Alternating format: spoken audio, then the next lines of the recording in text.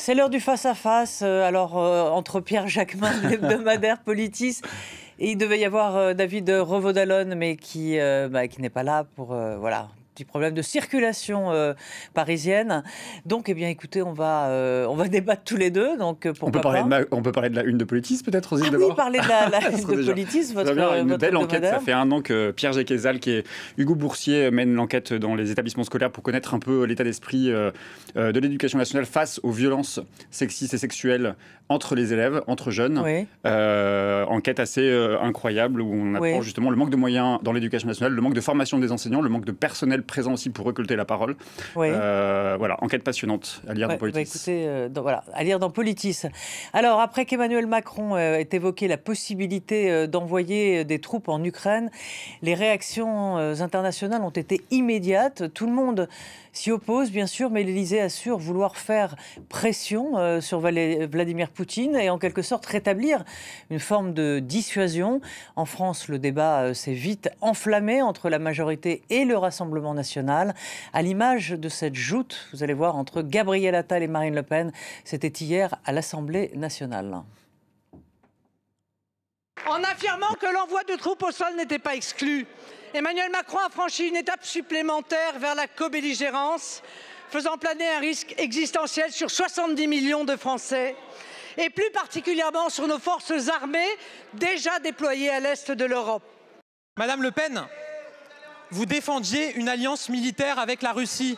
Pas il y a 10 ans, pas il y a 5 ans, il y a seulement 2 ans, c'était dans votre programme pour l'élection présidentielle.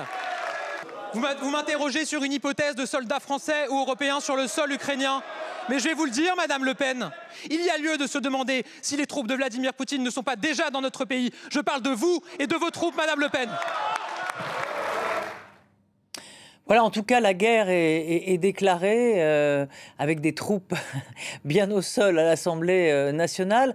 L'exécutif cherche depuis déjà un petit moment, et on l'a vu au Salon de l'Agriculture, cherche à décrédibiliser le RN et à les forcer en quelque sorte, à forcer les pro-Poutine à se dévoiler. C'est un peu ça. Oui, c'est vrai. On voit très bien la stratégie qui est celle du gouvernement Attal à essayer de mettre en scène le duel Macronie face au Rassemblement national pour montrer que la seule alternative finalement à l'extrême droite, ce serait les rangs d'Emmanuel Macron. Mais il faut dire qu'au moins pour une fois, on peut saluer effectivement l'intervention du Premier ministre qui a parfaitement répondu sur les bancs de l'hémicycle face à l'extrême droite qui effectivement accusait le gouvernement d'être... Il était fort quand même. Il était fort. Il était fort, mais à un moment donné, il faut dire les choses, il faut appeler les choses telles qu'elles sont. Enfin, il faut être assez lucide sur ces relations qu'entretient le Rassemblement national, Marine Le Pen, ses amis avec la Russie de Poutine. Il a raison de rappeler que dans le programme de Marine Le Pen, il y a encore quelques temps, elle plaidait pour une alliance militaire avec la Russie. Donc il ne faut pas se tromper dans les mots et dans les termes. Il ne va pas trop loin, les mots sont justes. Marine Le Pen est pro-russe, on le sait, ça a été prouvé, ça a été montré par bien des reportages, bien des enquêtes, les liens... y compris financiers, vous le savez, ont été montrés pour les prêts. Voilà. Donc, il ne faut pas se tromper, encore une fois, et je trouve qu'il a été, là, pour la peine, assez éloquent, notre Premier ministre. Et Emmanuel Macron a décidé qu'il y aurait donc un débat, enfin une déclaration, un débat suivi d'un vote, ce qui est assez rare, parce que dans le fond, la politique étrangère, c'est le président qui l'amène, c'est lui qui décide, c'est le chef des armées. Alors, il y aura un débat, alors attention, non pas sur faut-il des troupes ou non au sol, mais sur l'accord de sécurité qui a eu entre la France et l'Ukraine. C'est une sorte de piège politique, j'imagine, puisque, je le disais tout à l'heure, ça force peut-être le Rassemblement national face à ce vote-là. Que vont-ils voter? Parce que c'est quand même un accord qui court sur 10 ans. Qui va coûter 3 milliards d'euros. Donc, que vont voter les uns et les autres? Donc, ça va forcer chacun à se positionner. Oui, ça va être intéressant. Et sans doute, les votes en France seront plus perceptible que les votes du Rassemblement national à l'échelle européenne, parce que dans le prolongement de votre question précédente, Roselyne, on peut aussi s'interroger sur les votes depuis la dernière législature européenne et le vote du Rassemblement national sur les sujets internationaux et notamment concernant la Russie. On voit bien aujourd'hui qu'il y a un malaise du côté du Rassemblement national vis-à-vis de l'attitude adoptée face à Vladimir Poutine. Le vote notamment pour en appeler à l'aide internationale face à Alexeï Navalny, par exemple. Le Rassemblement national n'a pas soutenu Alexeï Navalny contre Poutine.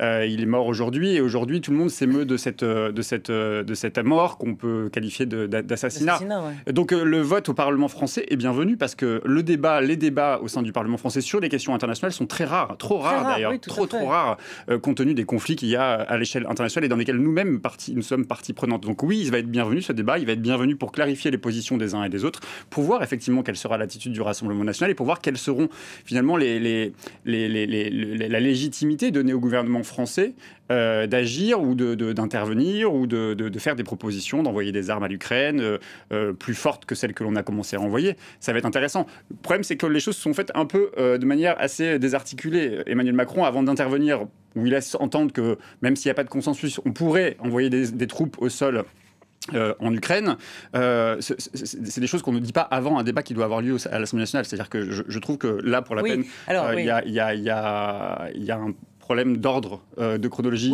dans les discussions. Contexte. C'est parce que, diplomatiquement, Pierre, on peut dire que c'était un succès de réunir tous ces pays à l'Élysée et s'assurer d'une cohésion également européenne et surtout le leadership quand même, de prendre le leadership de ce sujet-là. Non, mais vous avez raison, c'est un succès. C'est toujours bien de réunir. Alors après, c'est toujours bien de réunir les puissances européennes pour pouvoir discuter des stratégies communes ou non communes, mais sauf que l'échec à la fin, enfin pas l'échec, mais en tout cas les conclusions à la fin, c'est qu'Emmanuel Macron prend des positions, ou en tout cas se permet des positions qui sont pas du tout consensuelles et qui sont voire totalement rejetées par l'ensemble des pays membres de l'Union européenne, à part la Suède. Mais là où on peut peut-être aller un peu plus loin, c'est se dire, parce que la phrase d'Emmanuel Macron, quand même, il dit, pour l'instant, il n'y a pas, c'est ni officiel, ce n'est pas assumé, etc. Mais est-ce qu'il n'est pas là en train de rétablir, en quelque sorte, une sorte de dissuasion pour dire, dans le fond, la défaite de l'Ukraine est impossible,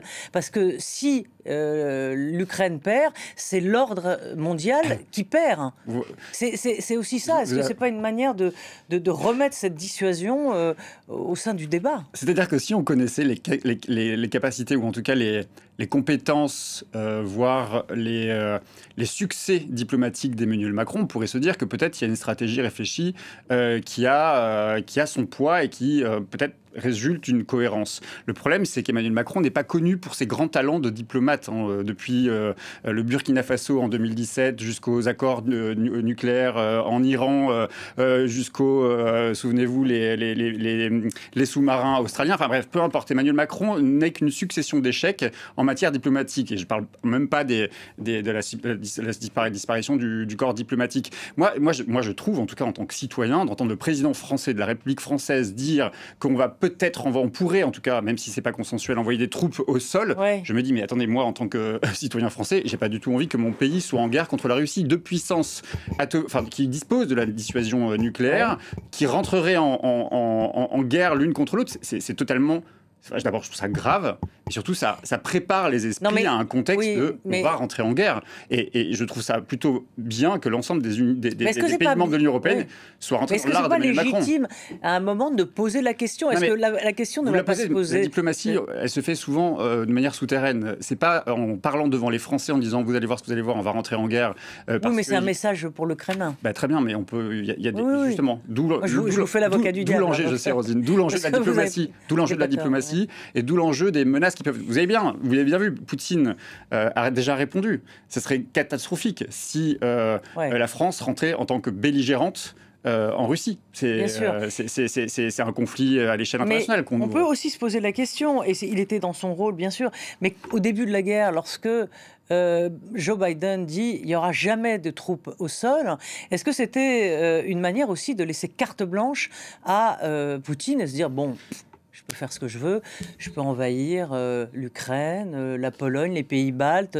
J'ai carte blanche, puisque dans le fond, personne ne me met des bâtons dans les roues. Est-ce qu'il n'y aurait pas fallu rester peut-être plus vague? Je ne sais pas, c'est une question qu'on peut se poser. Roselyne, ni vous ni moi n'avons mais personne d'ailleurs n'a de réponse et n'a la vérité sur la manière dont on doit gérer un conflit comme celui-là. Emmanuel Macron, le premier d'ailleurs, ne voulait pas ni envoyer d'avions, ni envoyer de chars, ni envoyer de missiles longue portée. Il voulait dialoguer au début. Il voulait dialoguer et surtout il ne voulait pas fâcher Vladimir Poutine. Il ne voulait pas que Vladimir Poutine se sente humilié par la communauté internationale. C'était le point de départ d'Emmanuel Macron au début de la guerre, de l'invasion de la Russie en Ukraine. C'était l'obsession d'Emmanuel Macron. Et d'ailleurs, il tenait à rappeler qu'il était en conversation régulière avec Vladimir Poutine.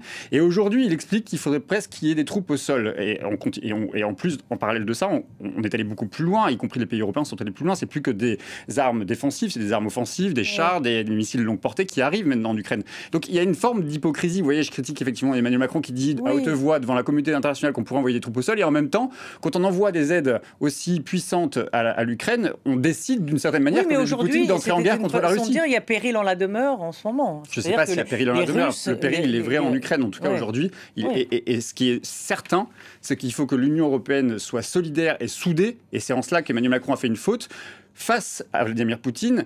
Et d'une certaine manière, Vladimir Poutine doit se satisfaire que l'Union européenne est totalement déstabilisée parce qu'on voit que l'Union européenne n'est pas raccord sur la stratégie adoptée vis-à-vis de Vladimir Poutine. En tout cas, le fait d'être réunis à Paris, ça montrait quand même cette cohésion. Sauf qu'à la fin, vous voyez que l'Union européenne est loin d'être sur la même ligne. Et c'est pas une bonne chose quand on veut être en soutien indéfectible vis-à-vis d'un pays, et notamment en soutien de l'Ukraine face à Vladimir Poutine. Vladimir Poutine a réussi son pari, il déstabilise l'Europe, et ça n'est qu'un début. Voilà, merci. On a débattu tous les deux puisqu'il nous manquait un débatteur, mais bon, écoutez, c'était un plaisir. Merci à tous. Et on se retrouve, quant à nous, pour la politique demain avec Jean-Marie Colombani et nos invités. Merci.